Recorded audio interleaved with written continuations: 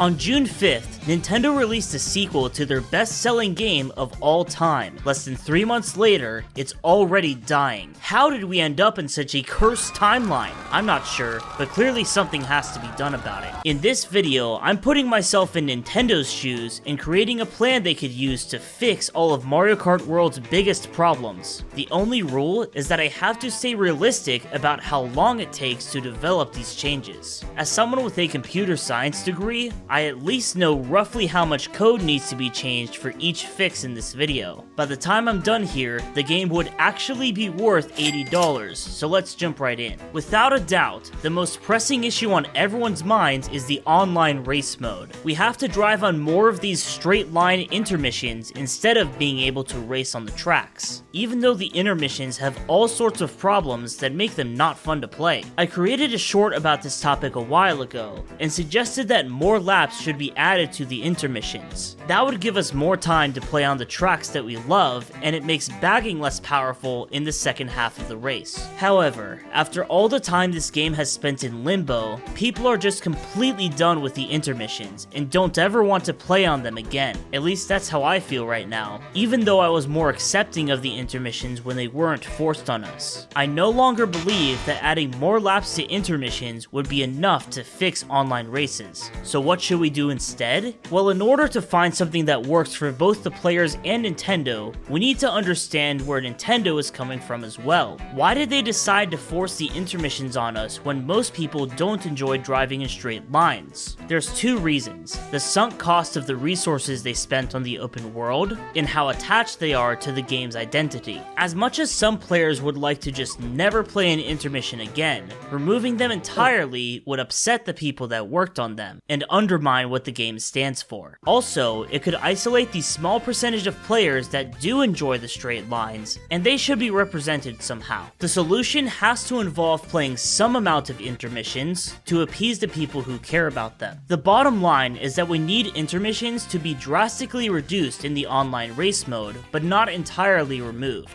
People just won't come back to the game until that happens. Now, there's two ways I would actually make this change. When you vote for a track, you're typically given 3 intermissions to choose from, and the random button, which is likely to choose one of those 3. That's pretty messed up if you ask me. The purpose of the random button is to avoid picking one of the 3 suggested tracks, so this is where I would make the first change. The random button should pick between one of the 30 lap type courses, or one of the intermissions that are connected to the track we just played. The previous track is removed from the random pool, along with the 3 tracks that the game allows you to vote for. Each track in the random pool would be weighted equally, so there's about an 80% chance that picking random results in a 3-lap track. If there was an 80-20 ratio of lap type courses to intermissions, most of the anti-intermission people would accept that and start racing online again. The other change I would make is that one of the 3 options should always be a lap type course. That way, if you like the suggested 3-lap track, you can vote for it, and if not, you can try the random button to aim for one that you like more. There should be no universe in which all 3 of these suggested tracks are intermissions, but someone who enjoys them should still be able to vote for one. No matter what though, a player should be able to vote for the format they enjoy the most. I actually believe that 20% intermissions could be a better experience than 0%. It breaks up some repetitive parts of the gameplay, and allows players to see some of the cool stuff in the open world. It also forces players to pay more attention if they don't have the intermission memorized. But if a franchise wants to move away from how it's worked for so many years, players need to be slowly introduced to that change, instead of having it take away from the experience they know and love, especially so developers can get feedback on their new idea and try to improve it. Both of the changes I suggested can be made in no more than a week. All they have to do is adjust the probability that certain tracks get chosen, and once this is done, the game would stop losing players in the short term. We've addressed the biggest issue, but there are far more problems with Mario Kart World aside from the online race mode. The next thing thing I would tell the developers to focus on is the other online mode, Knockout Tour. Knockout Tour is the ideal way to experience the open world, since you have to stay on your toes for the entire race. This should be the primary way that the intermissions are represented in Mario Kart, but there's one huge problem. It gets extremely repetitive since there's only 8 knockout tours. There's so many permutations of tracks you could race between, so the number of knockout tours should be increased all the way up to 30. This won't be as easy as changing the track probabilities in race mode, but it would really bolster the world part of Mario Kart World if you ask me. It would take some brainstorming to come up with a starting line, checkpoints, and a finish line for each tour, but nothing is stopping them from doing one of these per day and having this done within a month or 2 months at most. They would also have to make some changes to how they show up offline, so maybe it's closer to 2 months. It's the second most important thing that needs to be addressed, because the repetitive 8 courses is the only reason I don't play Knockout Tour very often. If these 2 online modes were fixed, people would be playing online all the time, and that's extremely important if Nintendo ever hopes to sell DLC for this game. At this point, I would start looking at some of these smaller scale issues. The character selection screen is the first one that always comes to mind for me, and I could see it being a choke point for casual players who struggle to find their character. This one should be easy. You just have a menu with the characters, and when you select the character, it brings up another for costumes. Or even better, you could make it like Smash Bros, where you press L and R to switch between costumes before selecting the character. Anything has to be better than putting all the costumes on a million tabs. The next small but mighty change I would look at is friend lobbies, or joining friends online. With the fixes we've made so far, people can play online by themselves now, but a lot of casual players have the most fun when they play with friends. That must be a memorable experience to keep people coming back for more.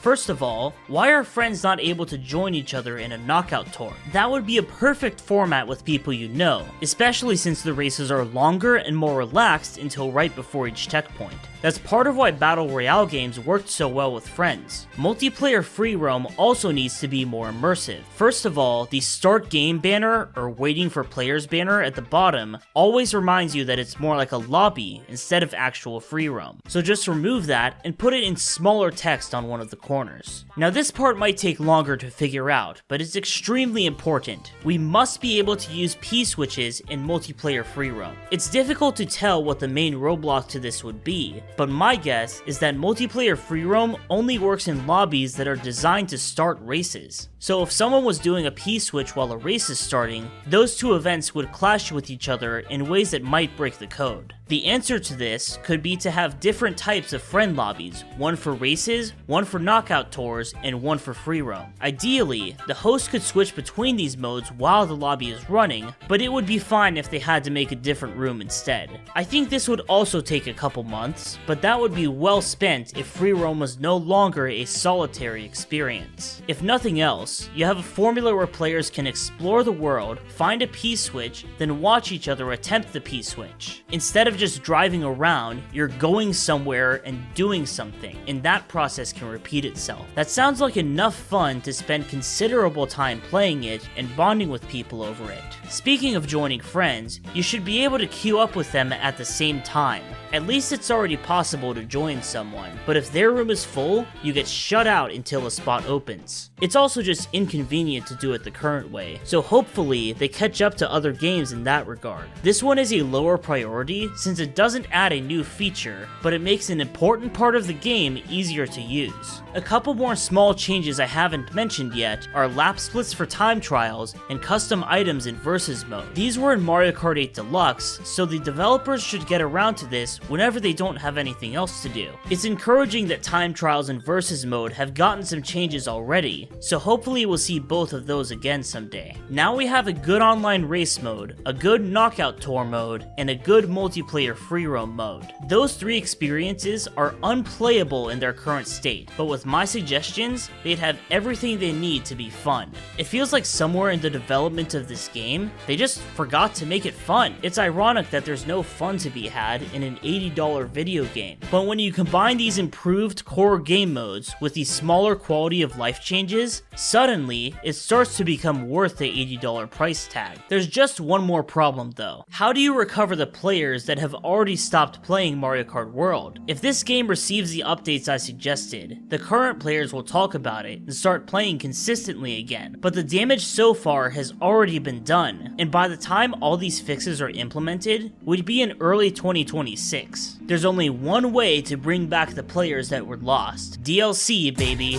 The Booster Course pack sold like hotcakes in Mario Kart 8 Deluxe, but there is no way anyone buys DLC for Mario Kart World in its current state. That's why Nintendo should go through all the trouble to make the changes in this video. If they become content with the launch sales and fail to actually make the game good, they're going to feel it later. Not just with long-term sales, but with how many people trusted Nintendo to make a game worth $80 and got totally burned. But launching an incomplete game is a topic we'll save for another video. Let's talk about how this DLC would actually work. Since all the tracks are connected to each other in the open world, it's not as simple as just adding more tracks to the menu. They either need to be on a separate island or attached to the main island. Each of these two options has pros and cons. Attaching it to the main island would allow them to make intermissions that connect the base game tracks to the DLC tracks, but the areas around the DLC tracks and base tracks might be challenging to mesh in a way that looks natural. So the safe way would be to make a new island that can contain another 30 tracks and release 10 at a time. The downside to the separate island is they can't make as many knockout tours with the DLC tracks, but maybe they could make a couple. Whatever they decide to do for DLC, the bottom line is that it gives people a reason to return to the game, and they'll actually stay if all the game modes are legitimately fun.